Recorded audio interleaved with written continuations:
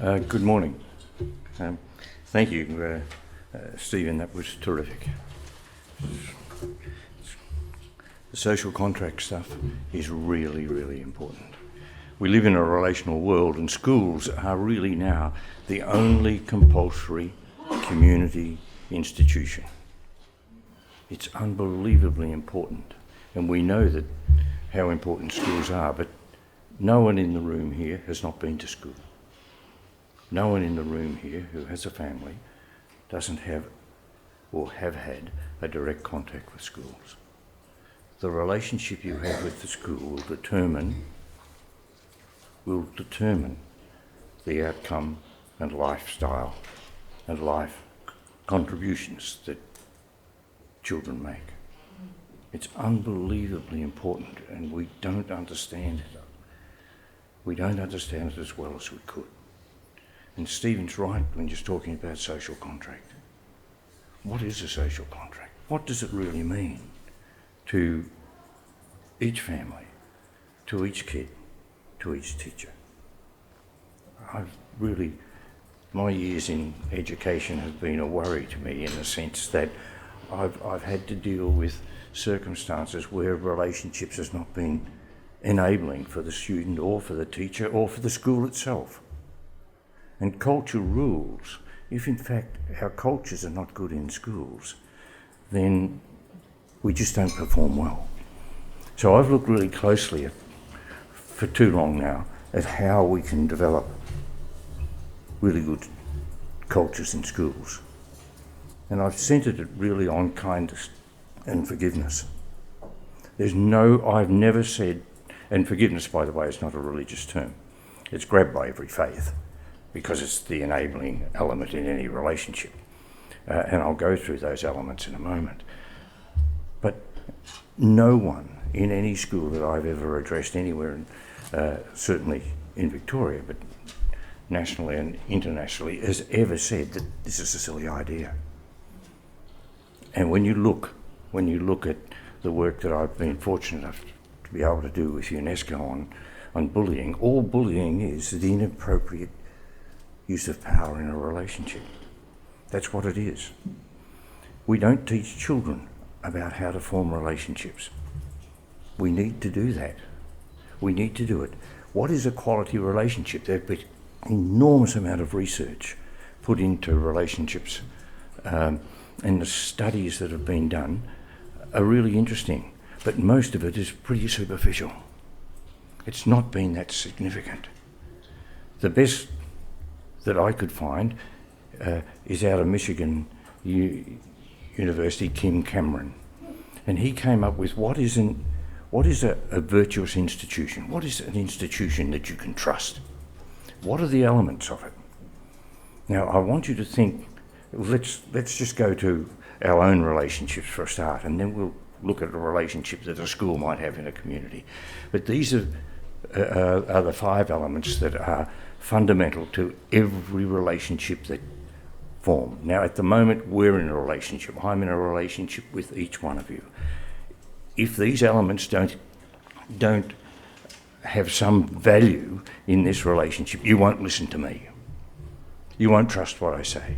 Trust is the fundamental and initial element of any relationship.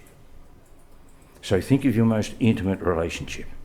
How does trust work? What does it taste like? What does it feel like? I've been married for almost 50 years now.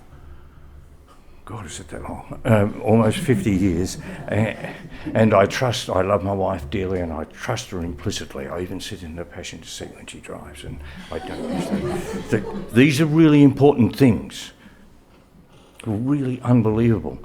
The best definition I've ever had about what trust is came from a 6-year-old in a South Australian school at Salisbury North, a really disadvantaged school. He's sitting in the front waving his hand, and his definition is you just feel safe. That's what it is. Now, I've got really terrific friends in life. I can tell them something, and that's where it stays. It doesn't go. I'm really fortunate. I can trust them. Think of your own relationship. What does it look like? The second is forgiveness. By the way, trust is where you give yourself totally. You're absolutely vulnerable. So it's a giving thing. It's a gift. Forgiveness. The easiest way to explain forgiveness to anyone, and I know Jen is the luckiest person in the world because she's married to me and I've never made a mistake. That's absolute nonsense. So why does the relationship endure? Why is it still rich? She's given me a break. And that'll come to the third one. I'll explain that in a moment. But if you look at forgiveness, and I've explained this to students and to parents and so forth, you just look at the word forgive. It's made up of two words, and the kids are quick. It's for and give. Take the for off the front and put it at the back. Give for. So give for the person. Give for the team. Give for the school. Give for whatever it might be. So forgiveness is really giving for. It's the easiest way of explaining it. That's what it is. So the third is integrity. Now, integrity means that you just try to do the right thing all the time. There's no one in here that doesn't do that. But you stuff up. You get it wrong. Just in listening alone, if I look around now and I've stood in front of thousands of classes, I know some people are struggling with listening. It is Saturday morning after all, right? So you have to really work on being able to listen. If I get a moment, I'll put it on a whiteboard and show you why. But this is really interesting. Your intention and intentionality is really critically important. This goes to the social contract. Intentionality is really important. So you intend to do the right thing. You will stuff up. Give yourself a break. Give the person who's maybe interfered or dislocated your circumstance at that moment, give them a break. But there are two fundamental underpinning philosophies for me with integrity. The first one is the Hippocratic Oath. No one in this room has been licensed to harm another. We know that by law. We know that by law. But no one has been licensed to harm another. When you build a culture around that, then you've got a starting point that really is uplifting. It allows you then to really mind, to zone in on a mistake and talk about the obligations we have in a social contract, in any relationship. Really, really important. So first, do no harm. The second is the golden rule. Treat others as you would want to be treated. So this is in a personal relationship. All right?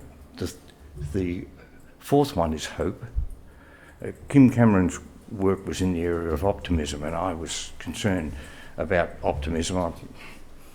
I worry about optimism. You can be too optimistic about things that's unrealistic.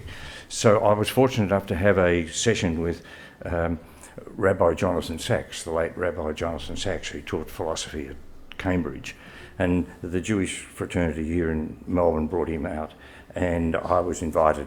No, I'm not Jewish. I was invited because I'd spent some time in a cheeky way, sending emails to and from with Jonathan over a whole range of things. And he wanted to have a chat. And he said, listen, John, I think hope is dynamic, optimism is static. So we jumped at hope. Hope is really important, and if you've not done the studies in hope, then have a look at some of the studies. They're fascinating. And it's really, really important. Hope gets you up in the morning. Hope gets you to school. Hope gets parents to really think that it's possible. Hope gives you a chance. So it's critically important. And the last one is compassion. And compassion is really interesting. Compassion is empathy, action through care. Now, this is important. All of us are empathic. We all have a mirror neuron. So when you're walking down the street, and someone's walking towards you, you can read their emotional state. You know whether to give them room or not to give them room. And this happens in every walk of life. But if I'm really narcissistic, so I'm just absolutely self-centered, then I will know that. And all of you have worked with narcissists and so forth, and all of them know exactly how you feel. But they don't care. The difference between a narcissist and a person who is compassionate as a person who is empathic is that the compassionate person cares. Now, we want every kid to understand that. We want every teacher to understand that. We want every parent to understand that. We don't. So what is a school? School is where we congregate a large number of kids together. If it's a big school, a huge school, then you might have 1,000 kids. How many families? They'll have different value structures, they'll have all these sorts of things. And what we do is we put them into a school and we just let the playground determine the relationships that are formed. And that's why we have all the damage that occurs in relationships. That's why we have bullying. That's why, because all of a sudden we're trying to find our feet in a relationship. What is the purpose of the relationship? What is it? And everything that we do in life is relational. So we all build our own relational matrix. All of us have got a relational matrix. If that relational matrix is fundamentally based on those 5 elements, and we look after it and we nurture it, as we've been invited this morning by Stephen to do about the social contract. If we nurture it well, our mental health is excellent, which is really important. And the longest study that's ever been done on well-being is the Grant study. And I invite you, I was almost going to show it this morning, but I invite you to look at the Grant study. This is a study in the United States, been going for 85 years, looking at what is the most important thing in your life, in everyone's life, for their health and well-being. Not only that, but for what contributions they can make, the performance, the level of performance that they have in life. And it all comes back to relationships. It doesn't matter whether you eat McDonald's. Well, it does matter, but it doesn't matter a great deal. Exercise is important, but it's nowhere near as fundamental as the quality of relationships. The most dangerous thing in life now, in the Western world, is loneliness. And loneliness means that these people are alone. Their relational matrix, they don't believe they belong. These are really interesting and important things. I pinched something out of the, I don't know who barracked for Collingwood, I know Andrew does, and it was a wonderful win, and we're not far from the MCG. And Greg Bourne wrote a really nice article in the Age recently. Thanks. As I said, schools are the only compulsory social institution in our community. And they're truly the focal point for families. It's the focal point. We want schools to be good. For a school to be effective, and for all students and teachers to perform well, and perhaps at their best, schools just have to be fun. It's really important, but they must be relationally safe.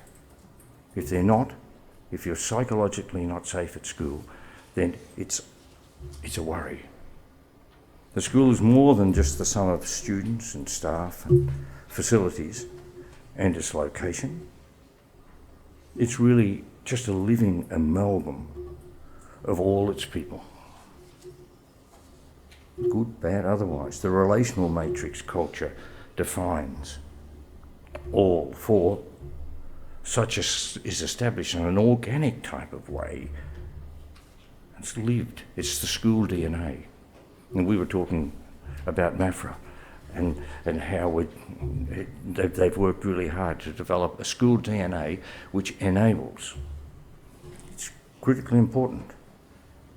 It determines what happens, for better or for worse. It's linked, if you like, to what's gone before.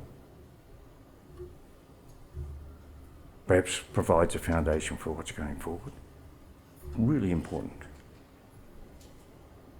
Has a dimension that's peculiar to that institution. And I've looked at a whole range of schools, and all of you, if you walk into a school or you walk into, you can almost smell the culture. You can almost feel it.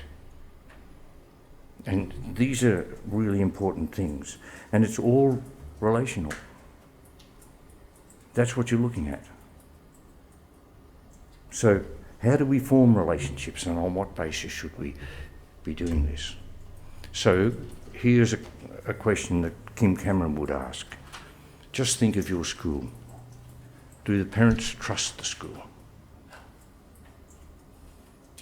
And if not, why not? When the school makes a judgment on something and it's not quite the judgment you wanted as a parent, do you give the school a break or do you take it on? And why would you do that? Forgiveness is the most enabling thing, and I've worked with industry, but one of the really interesting areas, and why I mentioned Collingwood, is in elite sport or in any sport. If you try your best and you let the team down, how does the rest of the team feel about you? You know how they feel about you. If they give you a break, they know you're trying your best, and I coached elite sport, and no player who ever went to the wicket, my sport was cricket, no player who ever went to the wicket or got a ball to bowl ever felt that I didn't trust them, that I knew that they would do their best. Every kid who came into the thousands of classes that I taught understood that I trusted that they would do their best. Now, I knew there was thousands of things that would have distracted them, but they would work with me and I would work with them. Now, I understood, and they understood, that all these sorts of things are interactive. They're all relational. So forgiveness is unbelievably important. I'm working with, I'll say the school here, Melbourne Grammar at the moment, to introduce into the bedrock of their culture kindness and forgiveness. Asked by the principal to come and do it. Now I've been doing that for almost a year now, and we've got another 6 or 8 months to go. The way we're doing it is with every staff member, every student and parent. What we're trying to do is develop a relational basis, which is what I'm doing with Parents Victoria and with relationship-based education. It's really, that's what education is about, what life is about. And we all make mistakes. I made a mistake this morning driving here. I cut someone off. I didn't mean to. I was thinking about the conference and so forth, and I cut someone off. And I waved. I realised that, no damage. I waved and they waved back. There was no road rage. You don't want that in a classroom. You don't want classroom rage. You don't want playground rage. It's all relational. So we need to look at that. So the grant study, please look at it. 2016 is the YouTube. And Robert Wallander, who is the director now, gives a really good overview of what the grant study is. Everyone should look at it. I show it to parents and they are, right. No parent wants their son or daughter to go through life and not manage the relationships that they find themselves in well. If you stuff them up, they occupy you totally. And they're messy all the time. And this is why we need to work really hard on those 5 elements all the time. It's really important. All harm is done relationally. Now, we've had about 30, in my lifetime, 30 Royal Commissions. Here, institutional abuse, family abuse, all of them, banking, all of them about relationships, the quality of the relationships and the breakdown. All the recommendations that have come from that are really just looked at, fix up the relationships, get it right, be honest in how you deal with people. So on what basis should we form a relationship? And this is a really interesting thing. And I want to go here to John Bowlby's work. Do you know of John Bowlby? Any of you people? This is attachment theory. Right. We don't look at it closely here in this country. In the United Kingdom, in Ireland, and certainly in the Nordic countries, they're looking more closely, and in Canada, British Columbia in particular, they're looking at what is the implication of attachment theory in reference to schooling. It's enormous. Enormous. If we just do a normal breakdown of the population, 60% are securely attached, 40% are not. To break it down very simply, a person who is securely attached can form a trusting relationship. They'll trust someone else and they'll trust themselves. A person who is insecurely attached can't. They won't. So if I go into a class and those statistics hold and I've got 20, 8 students there will not trust me. They don't trust their own judgment. Usually they sit together, because birds of a feather flock together. Usually they sit together and they irritate the rest of us, right? And we have to deal with them. It's reality. Now, Bowlby's work, and it's been claimed that Bowlby has probably made one of the greatest contributions for human interaction of all. Freud, everyone. Look very closely at it. So what does it really mean for schools? Well, it means that, if you like, we just take those figures, we're going to have 40% of our school community that don't trust the school. How do we overcome that? How do we work to do that? And these are the real challenges that principals are finding, that teachers are finding, that parents are finding, kids are finding, and we need to look, I think, really closely at that. When we make a mistake, how do we repair it? The DNA in our society at the moment is that if someone punches us, we have an entitlement to punch them back. This is an adversarial system. And I spent a lot of time with a friend of mine who's deceased now, but who was the senior judge in the appellate court here in Victoria. And we looked at how could we create a system of dealing with mistake. How could we create a system that was uplifting and enabling? And we came up with relationship reparation. We have an obligation to repair the relationship.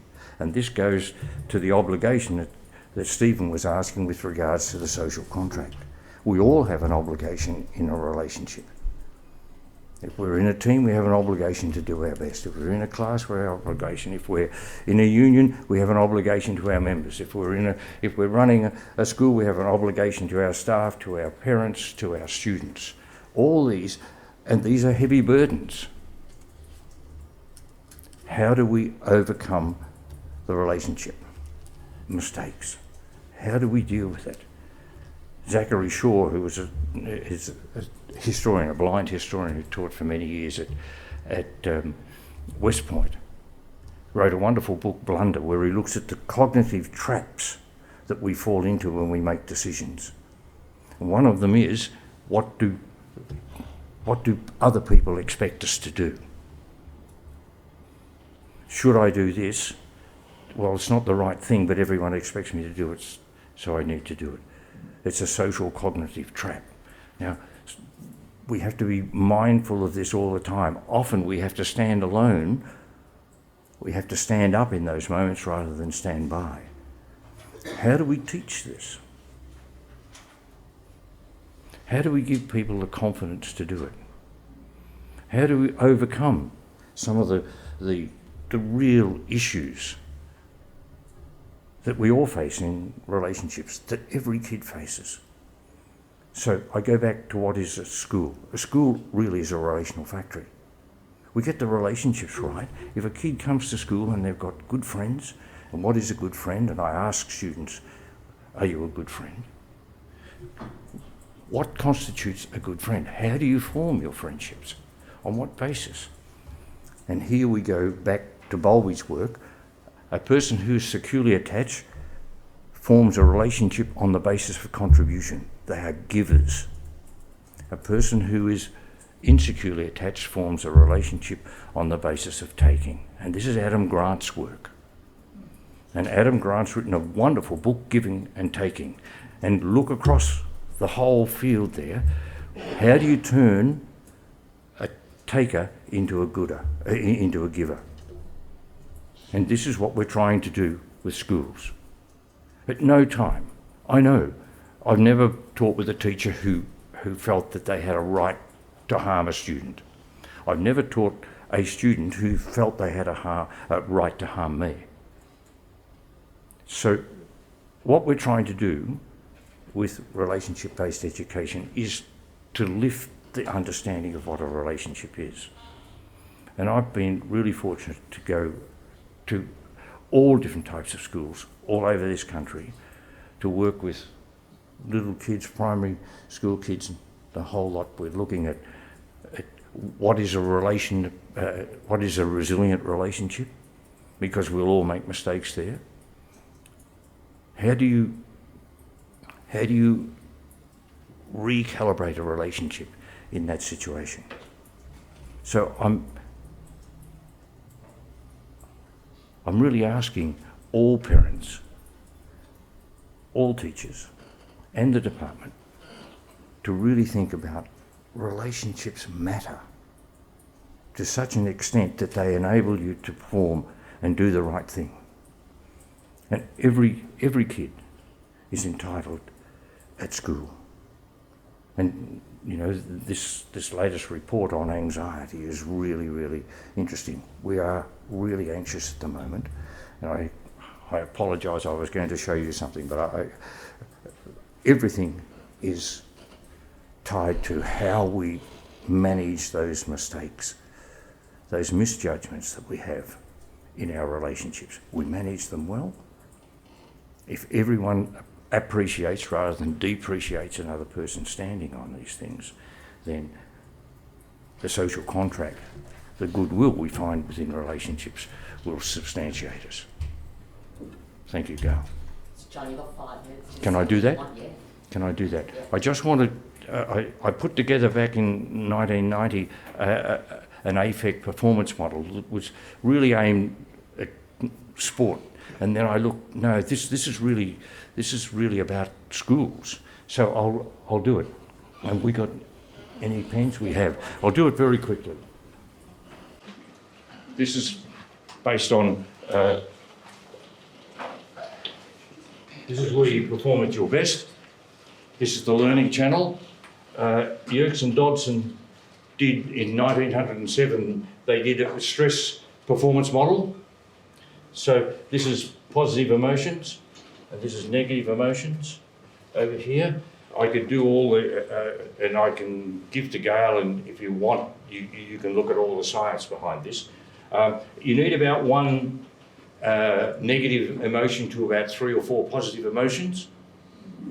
But in here is the learning channel, right? In your brain, that's your head. Right, there's the brain stem, there's the midbrain, and it's the grey matter. Up here we just have data, so all the sensors send up, and this is just data. Then to make a decision, you push it up here. This is where you add a feeling to it.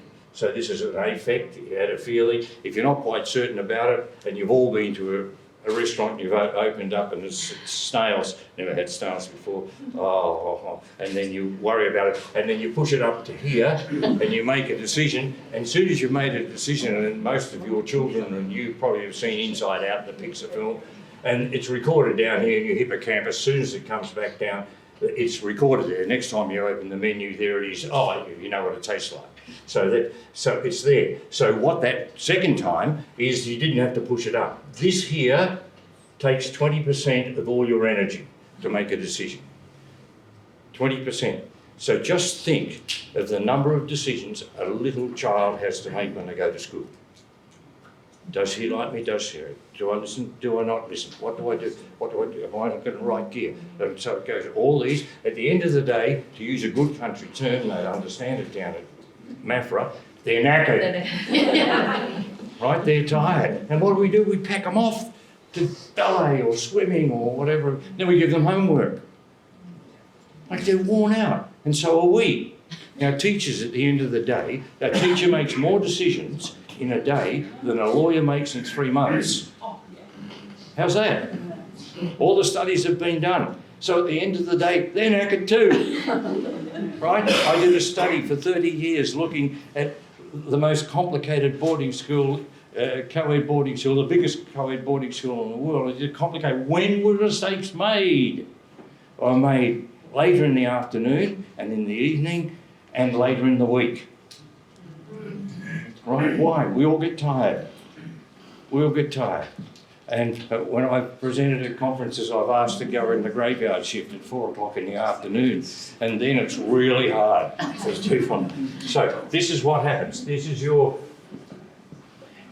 in here you have an amygdala. And this is where, by the way, this is where anxiety sits. And this is where we are now. As soon as our emotions get out here, our amygdala shuts. Right? It's a hijack. You get out here and then you can't get back. This is where you, the further you go out here, you're suspicious, you're anxious about learning. The less you learn and the more confident you are, oh, I know that, I don't have to study, then you don't learn. So this is where, when you're teaching, when you're coaching, when you're in a conversation, you want people in here. How do you get them in here? How do you keep them in here? You have to, you know, it's got to be interesting, okay, but then they get out here. So if we're here, we've not got far to go as a community before we become very aggressive. And all out here are, these are felt states. You feel something before you actually realise it. Yeah. So, and we've got terms about it. We get hot under the collar.